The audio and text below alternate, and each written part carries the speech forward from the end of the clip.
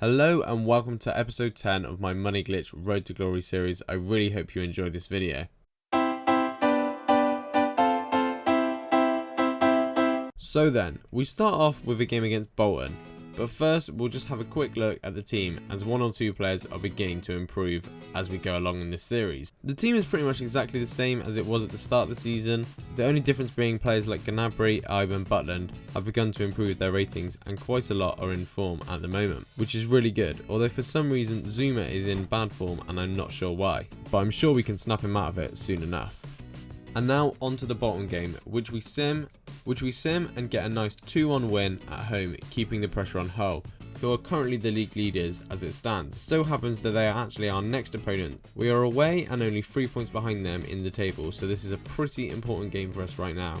We really do not want to lose this one. We come very close to opening the scoring against the league leaders, picking up the ball in the box, turning and attempting to finesse into the far right corner. Sadly it goes wide. We are then able to capitalise on our dominance, working the ball well, getting it out wide to Gnabry, who uses his pace to cut in. He's almost tackled but stays strong, passes, and then a switch of play catches the whole defence off guard, allowing Ibe into a dangerous area, whose close control allows him to open up the space to smash one home. 1-0, Peterborough in the lead. Get in, boys. We launch another attack, playing the ball through to Zirkovic, who stops and fakes, attempting a cross which is cleared to James, who finds Gnabry in a shooting position but is saved again. It's saved, deflecting back towards him, and this time he is able to finish on the volley, albeit with the keeper remaining completely still. 2-0, we cannot throw this away from here. Hull do manage to find the back of the net later on in the game with a long punt up the pitch, and Dindor is able to get his head on it with a poor aerial contest and it goes in, making it 2-1, but we are actually saved by the officials as this was actually offside.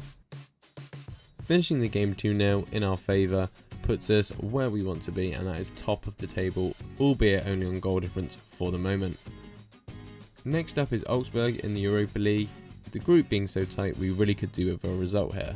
We don't get off to the greatest start, conceding first to a well-worked goal which they passed it around until they created this unmissable chance, and he did smash it home, unfortunately. 1-0 down at home. We finally even things up later on in the game, taking the ball down the wing, crossing it into James, who does really well to stay onside and heads it home to even things up. We are back 1-1. With the game dragging on, we opt to change things up, bringing on Harry Wilson and Sebastian Leleget to hopefully add some legs to midfield. And that's exactly what Wilson does straight away, using his pace to close down and then take the ball off their last defender. Now with him being through on goal, he just needs to stay cool and finish, which he just about does before he's tackled, making it 2-1 to the Blues. Get in. We defend as hard as we can for the rest of the game, but unfortunately they do still find a way through, cutting into the box and scoring from close range to even the game up 2-2 with only about 10 minutes left. Unbelievable, I know. Now we have to go for the win again, and that we do. Coming extremely close with this ball over the top to Zirkovic, but his shot is saved really well by the keeper. Fortunately, we do get another chance from this throw-in. Augsburg had pushed too many men forward, leaving a massive gap for Gnabry, who didn't need a second invitation and slotted it home to make it 3-2. What a great game, and that's how it finished, keeping us top of the group now with 7 points along with Real Sociedad. We then sim the next few games, winning the first 4-0 at home to Bristol City and then dropping points away to Wolves in a 2-2 draw, until we rejoined the winning bandwagon with a 1-0 victory at home to Wigan. Our form was not only good enough to keep us at the top of the table, but also create a reasonable 4-point gap on second place Hull, who are now clearly struggling after we defeated them.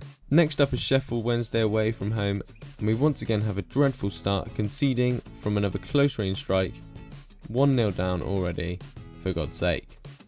We get ourselves back into the game with a series of 1-2s and then a great through ball into James's feet, who's now 1-on-1 and slots it home underneath the keeper. Sheffield then go and make our lives a lot easier by getting a player red carded, leaving us against 10 men for the remainder of the game. We came extremely close to a leading goal after some great team play, but I'm still not quite sure how Chalobah didn't even manage to hit the target with this strike. With 90 minutes gone, it was extra time when James was set through taking it round the last defender and finishing in style, celebrating like crazy as he had just won us the game 2-1 in the dying moments. Unlucky Sheffield Wednesday, but the points are going home with us now. Only increasing the gap between us and them now to 7 points. We are beginning to storm away, picking up another 3 points in a 2-1 win at home to Leeds United. Up next is probably the most important game of the series so far. We have Real Sociedad in the Europa League, and they're the team joint at the top of the group on points with us, meaning that a win would almost guarantee us through to the next round. And we really could do with that money to bring in some new players. And as luck would have it, one of our best players, Chalobah, is injured, meaning that Leliget will have to make an appearance from the start this game, and we really need this win. And after beating them last time 4-1, we are pretty confident going in. And after a mistake, Leliget is actually then through on goal, but his shot is really poor and straight at the keeper. Later on in the game we have a corner and play it short like we often do, but this time it falls to Ibe, whose right-footed finesse finds the back of the net, probably scoring one of the best goals in this series so far. I mean, it's just so beautiful. 1-0 to the Blues, get in. We pretty much seal the game with a second just before the half, as James runs through, turning to pass, and the ball comes to Ibe, whose shot is parried by the keeper but only into the path of Zivkovic, who just about manages to finish, making it 2-0 going into half time.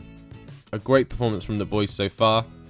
We then steal the ball off Sociedad as they're coming forward and set up a lethal counter-attack. Zivkovic picking it up and playing James through completely free, but it's a little wide of the goal, so he cuts back unselfishly and finds Zivkovic for a tap in, 3-0, and that is pretty much us through to the next stage of the Europa League. They do manage to get one back, beating Butland from this free kick, annoyingly, but it's okay, as we do go on to win the game 3-1, with Zivkovic getting a 9.6 rating for his quality performance this game. And that keeps us top of the group with 10 points, and as long as we get at least a point from the one remaining game, we will win the group, so hopefully we can go and do that. We sim the next two games, drawing to Cheltenham 1-1 away, and then Zelalem picks up a short-term injury, which is pretty annoying, but we do go on to beat Brentford at home 3-1 with Zuma, Wilson and Zivkovic all on the score sheet to maintain our position at the top of the championship before we play the final game of our Euro group against AIK. Remembering that all we need is a point from this game, it turns out to be a pretty boring affair until Gnabry is set through one-on-one on his way, takes it past the keeper who takes him down, and the ref gives us a penalty, which Zivkovic does step up to and unfortunately misses. God, this guy is really bad at penalties, and it's still 0-0. Unfortunately, that was the only major chance in the game, and it did end 0-0, and that point kept us top of the group safely, sending us through to the next round, which is awesome, along with the 1.9 million we received for doing so. We take 5 points from our last 3 games of December, drawing 1 apiece to Reading and then beating Bournemouth 1-0 at home, and then with another 1-1 draw away to Brighton and Hove, keeping us top of the table with a now massive 9-point gap at the end of this episode.